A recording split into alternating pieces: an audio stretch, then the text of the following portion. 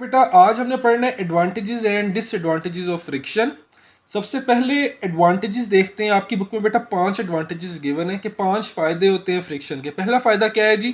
Friction की वजह से हम लिख सकते हैं, हमें फ्रिक्शन लिखने में मदद देता है। फ्रिक्शन क्योंकि पेपर और पेंसिल के दरमियान जो हमारे पास पेपर की सरफेस है और ये जो हमारे पास पॉइंटर है इसकी निब के दरमियान जो फ्रिक्शन होगी उसकी वजह से ये इंक इस पेपर के ऊपर आ जाती है जिसकी वजह से हम लिख सकते हैं। तो फ्रिक्शन हमें friction between paper and pencil helps to write, हमें लिखने में मदद देती है। Secondly, friction between road and our feet, हमारे पाँव और रोड के दरमियान जो फ्रिक्शन होती है उसकी वजह से हम चल सकते हैं, भाग सकते हैं, वॉक कर सकते हैं, रनिंग कर सकते हैं। तीसरा, जो बर्ड्स होते हैं हवा के अंदर जब बर्ड्स उड़ते हैं तो वो उड़ते किस वजह से? एयर फ्रिक्शन की वजह से। एयर के अंदर बेटा मैंने आपको बताया था जो एयर जो होते हैं, एयर एक फ्लूइड है, फ्लूइड के अंदर एक खास विस्कोसिटी गाढ़ापन होता है। और आपको बेटा ये गाढ़ापन हवा में वॉक करते हुए तो फील नहीं होगा, लेकिन अगर आप किसी फास्ट मूविंग व्हीकल के अंदर बैठो, आप गाड़ी पर जा रहे हो या बाइक पर जा रहे हो, तेज और बाइक तेज या गाड़ी तेज चल रही है, आप हाथ बाहर निकालते हो तो, या फिर आप खुद बाइक चलाते हो या अगर आप गाड़ी बैठे तो अपना विंडो से हाथ बाहर निकालते हो तो आपको बेटा फील होगा हाथ के ऊपर बहुत हवा जोर से पड़ रही होती है। वो बेसिकली आप एक्सपीरियंस कर रहे होते, एयर फ्रिक्शन को एक्सपीरियंस कर रहे होते हैं। और उसी एयर फ्रिक्शन की मदद से क्या होता है, एयर जो बर्ड्स होते हैं वो एयर को पीछे को पुश करते हैं एक्शन के तौर पर, और एज अ रिएक्शन जो एयर है वो बर्ड्स को फॉरवर्ड पुश करती है जिसकी वजह से बर्ड्स उड़ते हैं। ठीक है, इसके अलावा जो फ्रिक्शन होती है बेटा ये हेल्प करती है मूविंग व्हीकल्स को रोकने में। लाइक हमने ब्रेक्स अप्लाई करते हैं ना जब, तो ब्रेक्स अप्लाई करने से क्या होता है कि मूविंग व्हीकल जो है वो रुक जाते हैं। लेकिन यहाँ पे भी वही मसला आता है, अगर क्या मैंने आपको प्रीवियस लेक्चर में बताया था कि अगर ज़्यादा फास्ट मूविंग व्हीकल है तो उस केस में जो है ब्रेक्स अप्लाई करने से स्कीडिंग या स्लिपिंग भी हो सकती है, लिहाजा ब्रेक्स तो ध्यान से अप्लाई करना चाहिए, एकदम से अप्लाई नहीं करना चाहिए।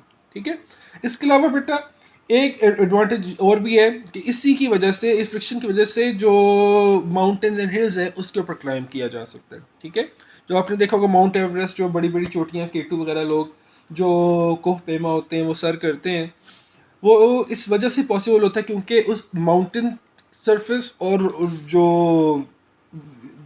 फीट होते हैं, पाँव होते हैं, जो जूते पहनते हैं उनकी तरफ फ्रिक्शन फोर्स होती है। ये फ्रिक्शन की वजह से ही वो इतनी इतनी चोटियाँ तय कर पाते हैं। ओके, नेक्स्ट आगे इसके कुछ नुकसानात भी हैं। फ्रिक्शन का कहीं कहीं पर हमें ज़रूरत नहीं, कहा यहाँ पर हमें फ्रिक्शन की ज़रूरत थी ना कुछ जगहों पर। कुछ जगह पॉइंट्स ऐसे होते हैं, कुछ मौके ऐसे होते हैं जहाँ पर हमें फ्रिक्शन की ज़रूरत नहीं होती, हम चाहते हैं फ्रिक्शन कम से कम हो। तो वो क्या नुकसान होते हैं फ्रिक्शन के? सबसे पहले चीज़, friction is undesirable when moving at high speed because it opposes the motion and thus limits the speed of the moving object। क्या होता है, मैंने आपको अभी बेटा एग्जांपल दी है कि जो मूविंग ऑब्जेक्ट्स होते हैं, अगर मूविंग ऑब्जेक्ट्स लाइक मैं आपको कहा था कि जो ऐसे गाड़ी तेज़ चल रही है, बाइक तेज़ चल रही है, तो अगर आप हाथ बाहर निकालो या बाइक के सामने आप बाइक चला रहे हो, आपके ऊपर हवा पड़ती है तो आपको फील कर होता है कि हवा आपके बहुत ऊपर बहुत ज़ोर से पड़ रही है। तो बेसिकली होता क्या है कि फास्ट जब आप तेज़ चल रहे होते हैं, फास्ट मूविंग व्हीकल के ऊपर होते हो, तो उस केस में हवा की वजह से, हवा की फ्रिक्शन की वजह से वो जो मोशन है वो अपोज हो रही होती है। उसकी मोशन की अपोजिशन की वजह से जो स्पीड होती है वो ख़ास लिमिट से ज़्यादा नहीं बढ़ पाती। इसलिए बेटा तो उस केस में जो फास्ट मूविंग व्हीकल्स के केस में फ्रिक्शन जो है वो अनडिज़ायरेबल होती है। हम चाहते हैं फ्रिक्शन कम से कम हो ताकि जो व्हीकल है वो ज़्यादा स्पीड से मूव कर सके।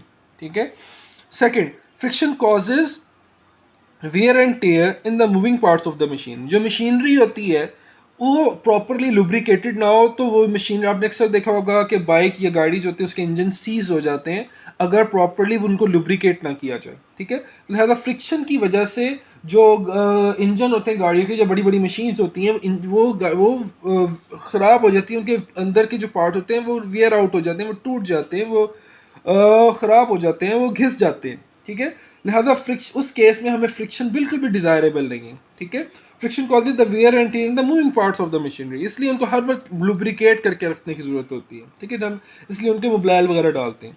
ठीक है, next, most of useful energy is lost due to friction in the form of heat and sound energy from various moving parts of the machines। होता क्या, अगर आपने देखा होगा बाइक चलती है, गाड़ी चलती है, या कोई मशीन रन होती है, कोई जनरेटर चलता है, तो उसकी अच्छी खासी आवाज़ होती है, वो गाड़ी या वो इंजन या वो मशीनरी में से हीट निकल रही होती है। वो जो आवाज़ पैदा होती है, जो हीट निकलती है, बेसिकली वो फ्रिक्शन, उसके इंटरनल पार्ट्स में फ्रिक्शन की वजह से हो रहा होता है। और बेसिकली जो ये वही एनर्जी होती है जो कि अगर फ्रिक्शन कम हो तो ये कम प्रोड्यूस होती है, और वे एनर्जी फिर ये आउटपुट, बेटर आउटपुट निकालने में इस्तेमाल हो जाती है अगर प्रॉपरली मशीनरी लुब्रिकेटेड हो। ठीक है, तो बेसिकली अगर प्रॉपरली लुब्रिकेटेड ना हो मशीनरी, तो उस केस में जो हीट और साउंड प्रोड्यूस होते हैं ये अनडिजायरेबल एनर्जी की फॉर्म होती है। ठीक है, हमें बेसिकली उस मशीन, अगर मैं जनरेटर चला रहा हूँ तो मुझे उसमें से बिजली चाहिए, मुझे बस उसकी आवाज़ नहीं चाहिए, मुझे उसकी हीट नहीं चाहिए। तो मुझे जनरेटर की मेरी रिक्वायर्ड आउटपुट इलेक्ट्रिसिटी है। लेकिन जब वो इलेक्ट्रिसिटी